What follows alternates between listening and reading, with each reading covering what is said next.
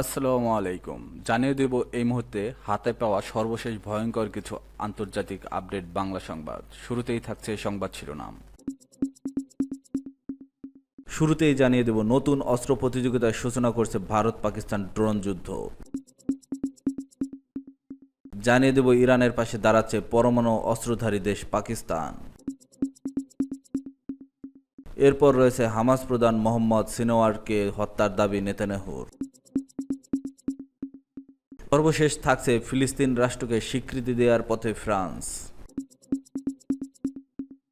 এখন শুনছিলেন সংবাদ শিরোনাম, এবার বিস্তারিত। প্রিয় দর্শক, আপনি যদি এই চ্যানেলে নতুন হয়ে থাকেন, ভিডিওটি দেখতে দেখতে চ্যানেলটি সাবস্ক্রাইব করে আমাদের সাথেই থাকুন। নতুন অস্ত্র প্রতিযোগিতার সূচনা করছে ভারত পাকিস্তান ড্রোন যুদ্ধ। ৮ মে রাত ৮টার কিছু পরে ভারতীয় উত্তরাঞ্চলীয় শহর জম্মুর আকাশে লাল রঙের আলোর শিখা ছুটে যেতে দেখা যায়। এ সময় তা লক্ষ্য করে শহরটির বিমান প্রতিরক্ষা ব্যবস্থা গুলি চালাতে শুরু করে। সেগুলো ছিল পাকিস্তান থেকে আসা ড্রোন। গত কয়েক দশকে নিজেদের মধ্যে হয় একাধিক সংঘর্ষে ভারত ও পাকিস্তানের সেনাবাহিনী একে অন্যের বিরুদ্ধে উন্নত মানের যুদ্ধ বিমান, প্রচলিত ক্ষেপণাস্ত্র ও গোলাবারুদ ব্যবহার করেছে। কিন্তু মে মাসে টানা ৪ দিনের সংঘর্ষে প্রথমবারের মতো নয়াদিল্লি ও ইসলামাবাদ ব্যাপকভাবে একে অপরের বিরুদ্ধে ড্রোন ব্যবহার করে। যুক্তরাষ্ট্রের মধ্যস্থতায় যুদ্ধবিরতির ঘোষণার পর প্রতিবেশী এই দুই দেশের মধ্যে সংগ্রাম থামে, কিন্তু দক্ষিণ এশিয়ার এই দুই শক্তি এখন ড্রোনকে ঘিরে অস্ত্র প্রতিযোগিতায় জড়িয়ে পড়েছে। রয়টার্সের নেওয়া দুই দেশের নিরাপত্তা কর্মকর্তা, শিল্প নির্বাহী, বিশ্লেষক সহ ১৫ জনের সাক্ষাৎকারে এমন তথ্য উঠে এসেছে। ভারত ও পাকিস্তান গত বছরে প্রতিরক্ষা খাতে $৯,৬০০ কোটি বেশি খরচ করেছে। ড্রোন ফেডারেশন ইন্ডিয়ার কর্মকর্তা স্মিত সাহা বলেন, ভারত স্থানীয় শিল্পে ব্যাপক বিনিয়োগ করার পরিকল্পনা করছে। ইউএভি খাতে আগামী ১২ থেকে ২৪ মাসের প্রায় $৪৭ কোটি ব্যয় করতে পারে, যা সাম্প্রতিক ভারত পাকিস্তান সংঘর্ষে আগের ব্যয়ের প্রায় ৩ গুণ। এ মাসে ভারত জরুরি সামরিক সরঞ্জাম কিনতে প্রায় $৪৬০ কোটি বরাদ্দ করেছে। এ তথ্য দুজন শিল্প বিশ্লেষকও নিশ্চিত করেছেন, অর্থাৎ ভারত জরুরি ভিত্তিতে বড় অঙ্কের সামরিক কেনাকাটা করার সিদ্ধান্ত নিয়েছে। এ বিষয়ে অবগত দুইজন ভারতীয় কর্মকর্তা জানিয়েছে, অতিরিক্ত তহবিলের কিছু অংশ যুদ্ধ ও নজরদারিতে ব্যবহৃত ড্রোনের জন্য বরাদ্দ করার পরিকল্পনা করছে ভারতের সামরিক বাহিনী।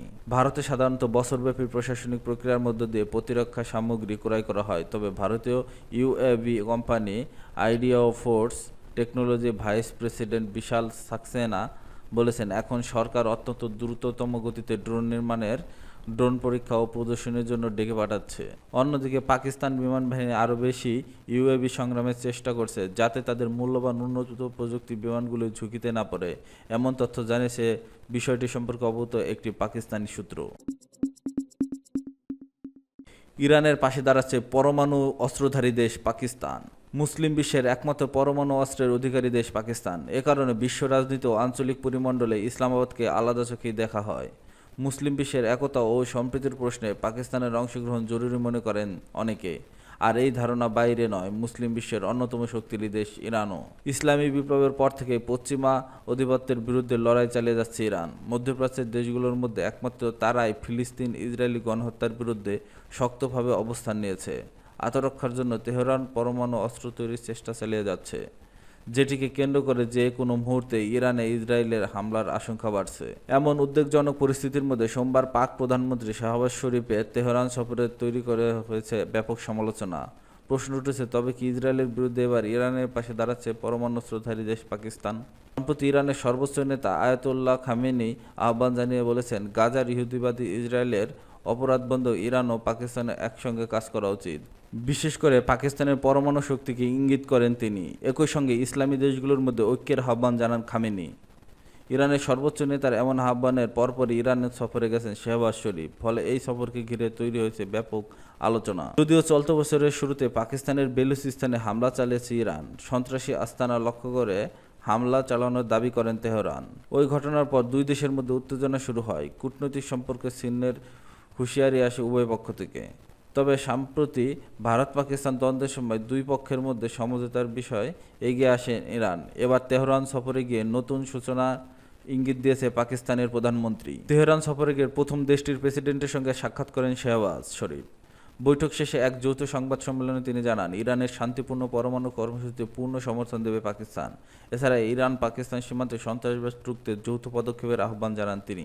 পাকিস্তানের প্রধানমন্ত্রী আরও জানান, ইসলামাবাদ কখনোই তাদের ভূখণ্ডকে তেহরানের বিরুদ্ধে ব্যবহার অনুমতি দেবে না। সংবাদ সম্মেলনে ইরানি প্রেসিডেন্ট বলেছেন, গাজায় চলমান গণহত্যার বন্ধে পশ্চিমা বিশ্বের নির্লজ্জ নিরাপত্তার বিরুদ্ধে এবং ফিলিস্তিনি জনগণের পক্ষে পাকিস্তান ও ইরান ঐক্যবদ্ধ। এরপর ইরানের সর্বোচ্চ নেতা আয়াতুল্লাহ খামেনির সঙ্গে বৈঠক করেন পাকিস্তানের প্রধানমন্ত্রী। শেহবাজ বলেছেন, পাকিস্তান মুসলিম বিশ্বের অন্যতম ইসরায়েল বিরোধী অবস্থানে অবিচল থাকছে। একই সঙ্গে তিনি গাজায় 54,000 মানুষ নিহত হওয়ার ঘটনা আন্তর্জাতিক মানবতার উপর এক গভীর কলঙ্ক বলে আখ্যা দেন। হামাস প্রধান মোহাম্মদ সিনওয়ারকে হত্যার দাবি নেতানিয়াহুর। হামাস নেতা ইয়াহিয়া সিনওয়ারকে হত্যার পর এবার মোহাম্মদ সিনওয়ারকে হত্যার দাবি করেন ইসরায়েলের প্রধানমন্ত্রী বেনিয়ামিন নেতানিয়াহু। তবে হামাস এখনও এ ব্যাপারে কিছু বলেনি, খবর আল জাজিরার। গত বছর ইয়াহিয়া সিনওয়ারকে মৃত্যুর পর তার ভাই মোহাম্মদ সিনওয়ার ফিলিস্তিনি স্বাধীনতাকামী সশস্ত্র গোষ্ঠী হামাসের প্রধান হিসেবে দায়িত্ব নেন। ইয়াহিয়াকে হত্যার পর ইসরায়েলি জানিয়েছে, সিনওয়ার ছিলেন গাজার হামাসের নেতৃত্বাধীন 2023 সালের 7 অক্টোবর হামলার পিছনে অন্যতম মাস্টারমাইন্ড।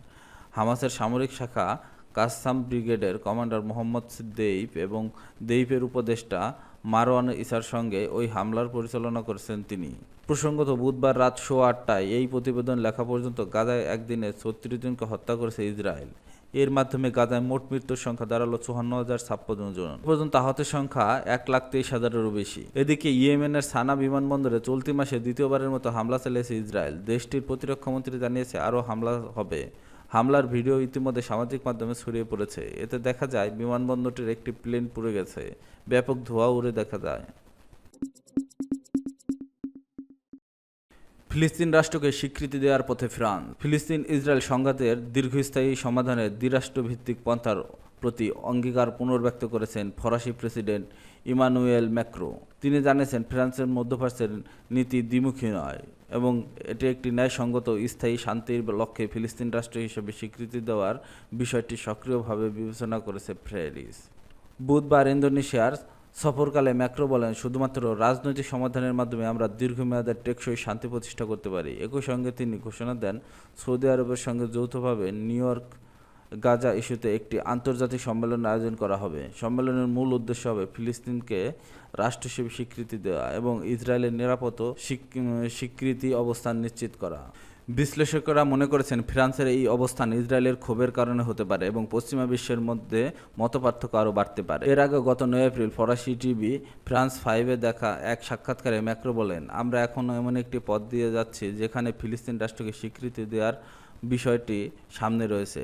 আশা করছি আগামী কয়েক মাসের মধ্যেই এটি বাস্তবায়িত হবে। তিনি আরও জানান, আমাদের লক্ষ্য হলো জুন মাসে সৌদি আরবের সঙ্গে জাতিসংঘের অধীনে আয়োজিত কনফারেন্স নেতৃত্ব প্রদান করা, যেখানে ফিলিস্তিনকে স্বীকৃতি দেওয়ার বিষয়ে আন্তর্জাতিক ঐক্যমত গড়ে তোলা হবে। উল্লেখ্য, জাতিসংঘের 193টি সদস্য রাষ্ট্রের মধ্যে এখন পর্যন্ত 145টাই ফিলিস্তিন রাষ্ট্র হিসেবে স্বীকৃতি দিয়েছে।